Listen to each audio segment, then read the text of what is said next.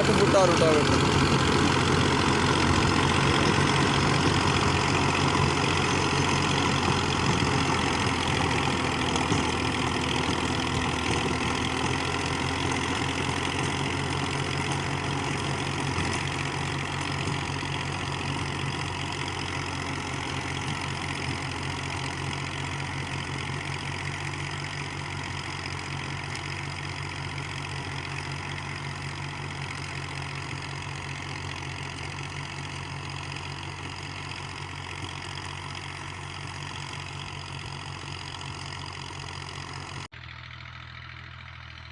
परला है जी बगिया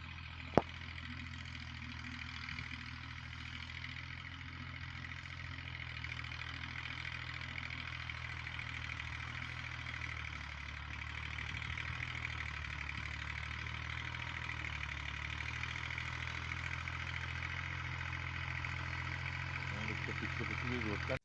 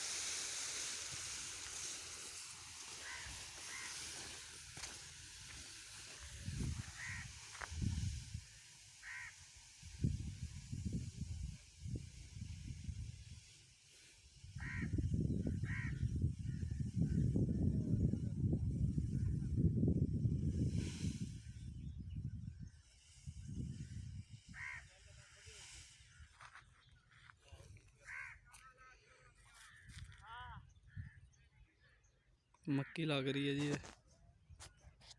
ये सुबह तो लगे है, ये विगा कर लिया इन्होंने, किला करना पूरा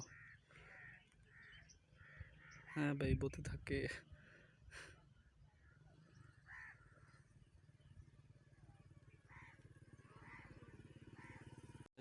टकाई हो रही नेपरा ग्रास ते एक भाई आ लगे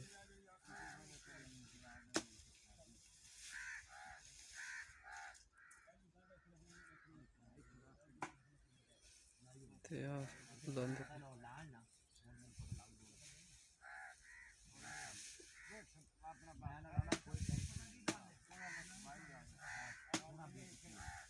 यार अब पुट्ठा काम ना करो भाई, ओए मेहरबानी बुलाना बाद दीवार में जानी है।